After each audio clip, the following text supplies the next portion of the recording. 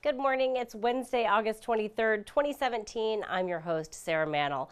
We have a great show in store for you today. First up, we're going to visit the Hyannis Golf Club, where we're going to chat with Director of Golf Operations, Bruce McIntyre. He's going to tell us about some improvements at the golf course.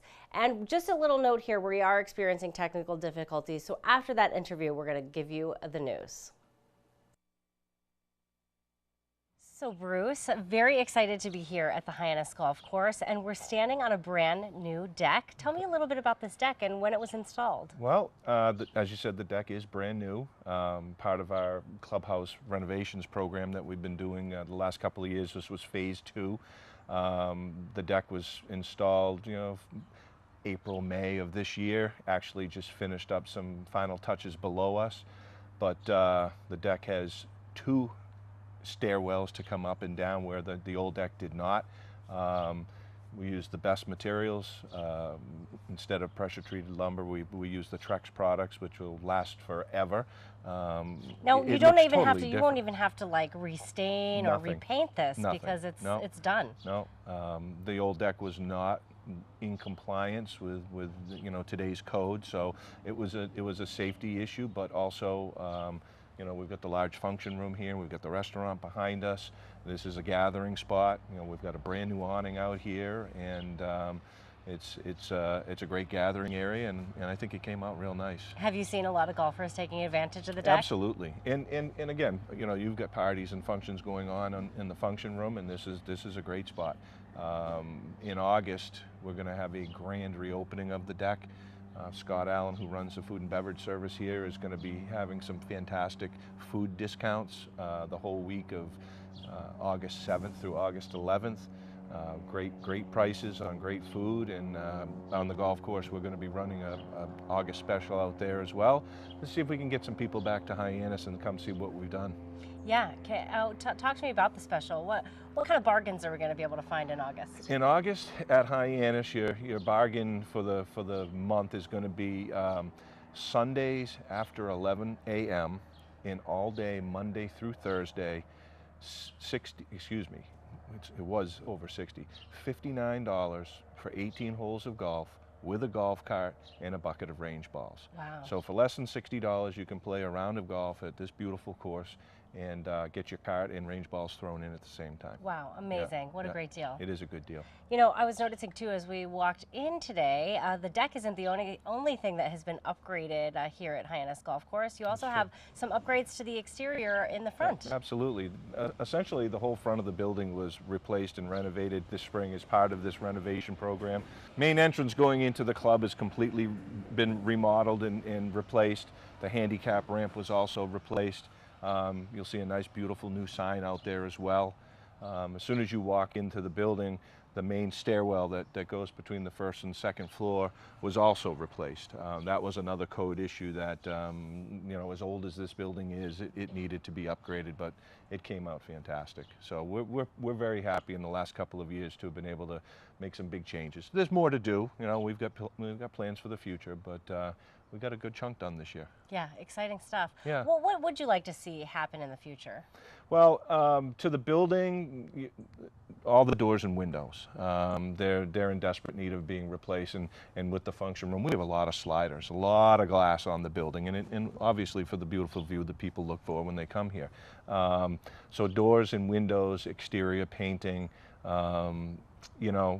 the golf course per se is a whole different can of worms. We've been 5 years into a restoration program here, or our project. It's been proposed, and we're seeking funding for that now, which would kind of put Hyannis Golf Course on a par with Old Barnstable and give the residents and the guests 2 very similar quality products to play. So we're working on that as well. And at some point in time, a parking lot would be nice, but we've come a long way in a short time, and so we're just going to keep pushing forward. Yeah, keep doing little chunks at a time. That's how you got to do it. As an enterprise fund, we do what we can afford. That's right, which is great. Yep.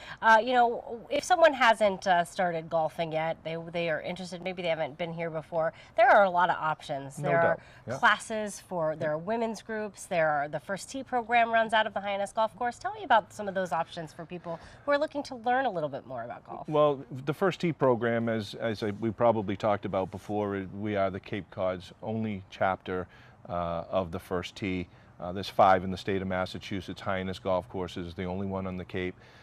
Dave Donnellan, a PGA professional, runs this program, does a fantastic job. For spring after school, fall after school, and summer, he's servicing probably 500 children out here between the ages of 7 and 13 and 14. They learn a lot more than golf. They also, outside of the First Tee program, there are junior golf clinics. We've had the New England PGA Junior League here. The Cape Cod PGA Junior League is played here. And there's ladies clinics, men's clinics, or if you'd like, an individual can just meet up with one of the golf pros and schedule a private lesson.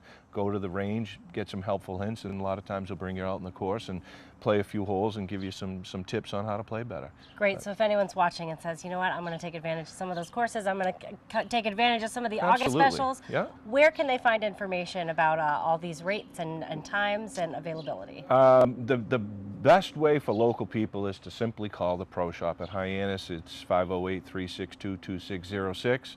At Old Barnstable is 508-420-1141. You can always check the website, barnstablegolf.com. Pretty much has our specials stated, lists all of our programs.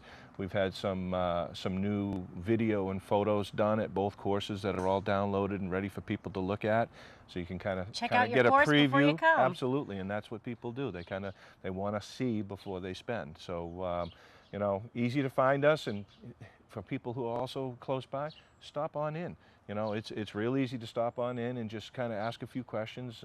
Our traveling transient vacation golfers right now, that's one of the biggest ways we see them. They're local, they're looking for something to do, and they'll just stop by and see what you got to offer. Great. Well, thank you, Bruce, so much for welcome. telling us about all the great upgrades here at the Hyannis Golf Course and all of the fabulous programs you have to offer. We really appreciate it. Well, I appreciate talking to you guys. So we'll see you out in the golf course soon? Absolutely. You're right. All right. Our guest today, Director of Golf Services, Bruce McIntyre. Well, thanks for bearing with us this morning and our technical difficulties. Now we'll go ahead and get a look at today's top headlines. Officials closed all shell fishing over the weekend. That was due to high rainfall. Most shell fishing areas are now reopened. 3 bays and Barnstable Harbor, however, remain closed to shell fishing. For up-to-date information, you can visit the Town of Barnstable's website and click through to the Marine and Environmental Affairs Division. If you or someone you know hopes to become a firefighter, now is the time to take action. The Barnstable County Fire Chiefs Association will host a firefighter entry-level screening exam this November. Participants must register by the end of the month. To learn more, contact Kathleen Tall at COM Fire Department. And it is time to clean out that garage, maybe get rid of some of your household hazardous waste. The Town of Barnstable, a Department of Public Works Solid Waste Division, in collaboration with Barnstable County, is holding a household hazardous waste collection at the transfer station. That's going to be located at 45 Flint Street in Marston's Mills. That'll take place this Saturday, August 26th. Hazardous waste collections are free to all Barnstable residents. Participants must have either a paid household trash sticker or free recycling sticker to participate. Stickers are available during normal business hours at the transfer station. That includes on the collection day. The hours of the hazardous waste collection are 9 a.m. to 12 p.m. The final hazardous waste collection for 2017 will be held September 23rd. Now, let's go ahead and chat with Director of Student Services, Gina Hurley. She's going to tell us about social emotional learning in Barnstable Public Schools. So, Gina, thank you so much for joining us today. I want to talk to you a little about social emotional learning and what Barnstable Public Schools is doing to make sure that that happens. Great. So I think it's helpful for people to understand what social emotional learning is. And really it's looking at self-awareness, how you make decisions, do you have empathy for others, how do you problem solve, how do you look at what is expected behavior and then motivate yourself to make decisions that fall within that area. This seems like something really we all could use. We all need that social emotional learning throughout life. It's such an important foundation. You really need that for your future. Absolutely. And I'm sure too for your success in school. Absolutely. So how does Barnstable Public Schools integrate social emotional learning into the classroom? Sure. So we started this year, this past school year, the 2016-17 school year, we took some very big and conscious efforts to work towards social emotional learning in the school district. One of the things that we did this year, past school year, was to define what it means to educate the whole child. And really, when we're educating the whole child, we really want to look at an environment that's safe and healthy, so that children will grow, and really taking into consideration not just their academic needs, but their physical needs, their emotional needs, their health needs, and considering all of that when making educational decisions for our students. So that was the first thing, or one of the first things that we did. And then we looked at, well, what's the curriculum that we're using to teach social emotional learning? For a long time, there's been a thought process out there that children should show up at school with an understanding of these skills. And really what school districts around the country are finding is that we need to explicitly teach these skills. So again, this past school year, we looked at the curriculum that we are using, which is Second Step. It's an evidence-based program, and folks can go online and search for Second Step and see some of the elements of it. But looking at where are we teaching Second Step and who of our students are reaching it. So this coming school year, the curriculum will be taught pre-K to 8. And it'll look at the skills that I talked about with social emotional learning. How do you make decisions? How do you show empathy? What are some ways to play fairly with each other? How is that on the playground versus in the classroom? So that's another effort that we're making. Why is it so important to address some of these issues, and what are the benefits that you see when you include this curriculum into education? That's a great question, because so many people think that, well, this is something that schools should do as an extra because it's really not addressing academics. But recent studies have shown that when we teach students, when we teach children social emotional skills, learning skills, it actually increases their academic performance. And there's been studies that have shown that on reading assessments nationwide and math assessments nationwide, that there's an actual increase in academic scores. In addition, there's an increase in students' social emotional skills, how they play and make friends and make decisions. A second benefit is we see a decrease in stress in children and problem behaviors in children. I was just thinking that, and I was thinking of a lot of the issues that even my high school student struggles with from time to time. Sometimes they can get really overwhelmed, and they can feel just like they don't even know where to begin. So teaching them some of these skills, how to deal with that stress, how to make yourself feel prepared and take care of some of these items so you don't get to that point where you feel really overwhelmed, like you can't even begin. And one of the steps or lessons in Second Steps is how to calm down. What steps do we teach you to, when you're feeling overwhelmed, what do you do to calm down so that you can reassess your options? Yeah, instead of falling down and having that snowball roll out of control, you can really take a break and kind of reset. Absolutely. Teach them. Those skills are so important. Like I said, even for us as adults. Right. What as parents can we do at home to really back this up? Or what do we need to know about this education portion? Right. So a couple of things is that we want parents to know that it's a partnership between parents and the school. What we hope is that parents will model the social emotional skills that we want all people to have, as you said earlier in the segment, adults to have. And we want those modeled and reinforced in the home, and we would be modeling and reinforce them in the school. So that's a way that parents can certainly help out. And then the other way that parents can help out is to have an understanding of what we'll be implementing this year is not just the curriculum, but a universal screening. So just like we do a universal screening for academic areas on students, we are going to be using a system where we would be screening students in pre-K to 8 on their social emotional skills. And just like with academics, when we see that there's a need, then we will provide an intervention. And so we want parents to be aware of that. We want them obviously to partner with us on making these decisions and then providing these interventions and the carryover at home. And we hope that once we get this information up on the website, parents will ask questions, call, learn how they can be partners with us in this process. So is this a trend nationwide where school districts are really trying to integrate this more and more often?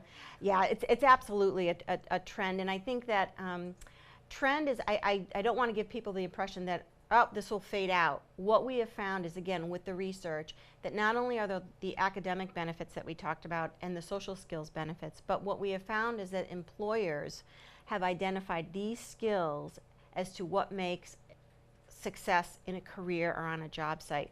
So we are really looking at this as supporting students to get them career ready, not just by the academic side of things, but the social skills that you need to be a good employee and function in society as an adult. Yeah, absolutely. A good foundation is going to get you pretty far in life. So Yes. Thank you for stopping by, telling us about this effort within Barnstable Public Schools. We really appreciate it. Great, thank you for having me.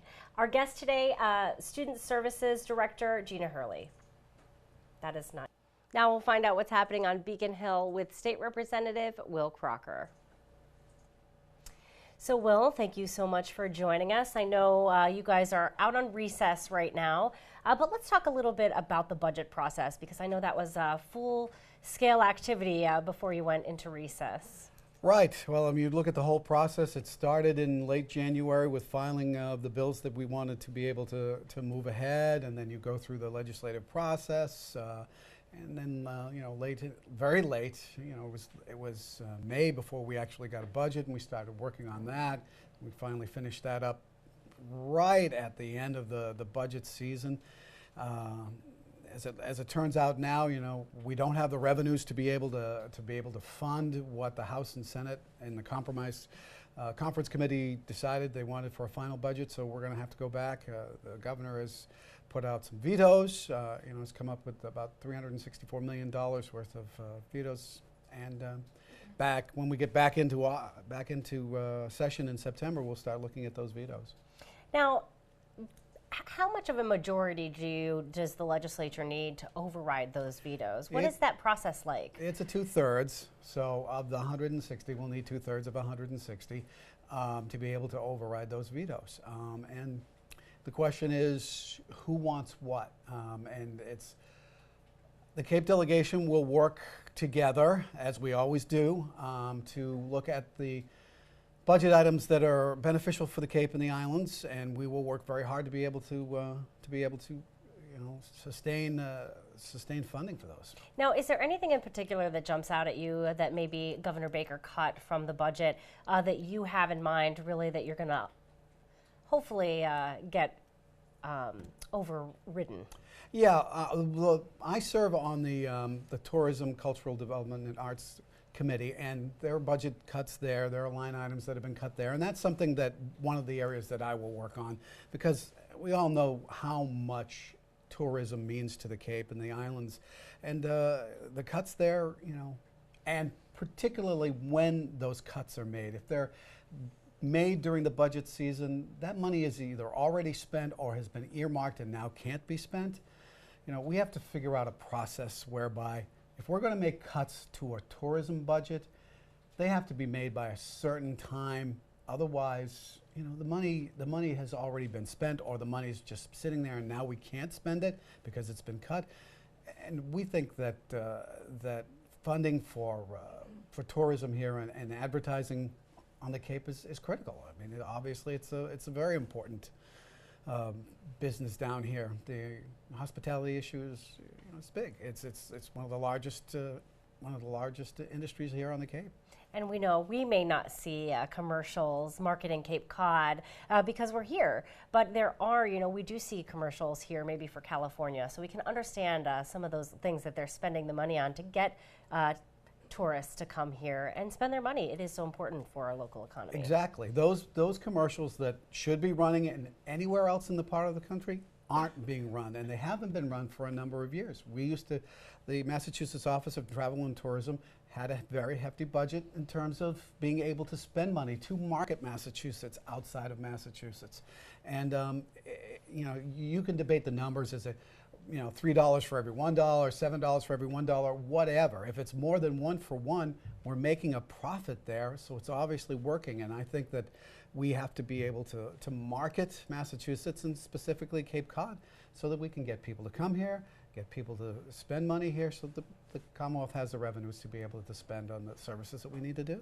I know recently there was a press conference held at the YMCA here on Cape Cod and in Barnstable. I want to talk about that press conference. I know they were really talking about cuts that had been made to the Prevention and Wellness Trust Fund. What is the Wellness and Prevention Trust Fund, and was that cut a part of Governor Baker's veto? It was. The Prevention and Wellness Trust Fund is a group that works, a trust fund that was set up, I believe, in 2012, that works in conjunction with other agencies. In this case, it's the YMCA.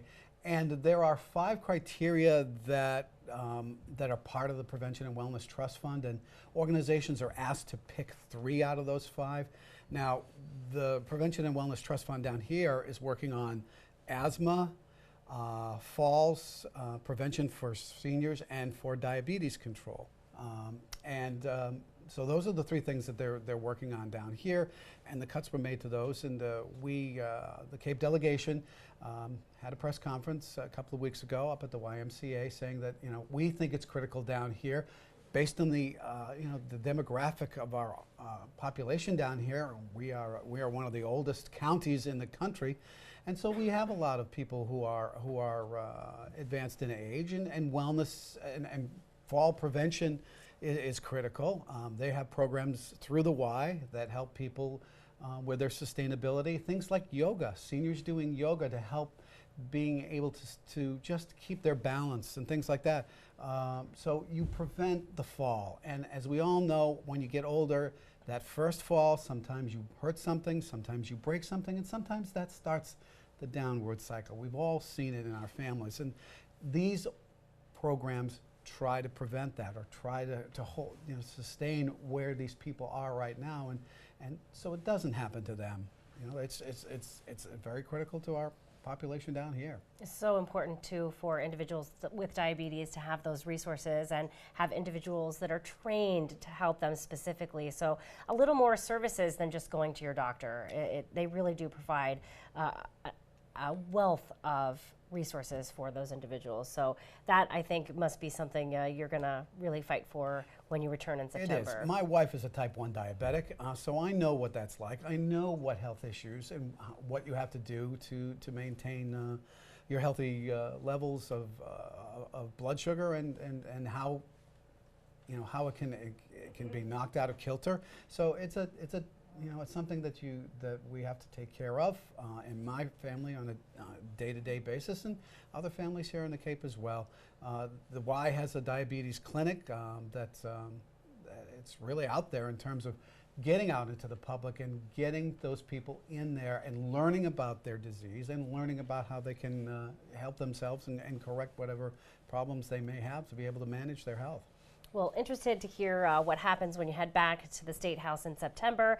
I know you keep busy in the summer, even though you are on recess. I know you're out interacting with the community. I'm sure you're attending lots of events. Are you still holding office hours? I do. I hold office hours every first Friday of every month, and the office hours for the town of Barnstable are from noon to 1:30, and it's up on the 3rd floor office right next to Lynn Poyant's Community Services office, right in there where Economic Development is, up on the 3rd floor, and from 12 to 1:30. And if that doesn't work for people, they can get a hold of my office, and we can set up you know, specific office hours outside of those. Great. Thank you so much for stopping by today, Absolutely. Will. Really appreciate it, and of course look forward to chatting with you again in the near future. Thank you very much for the opportunity. Our guest today, State Representative Will Crocker.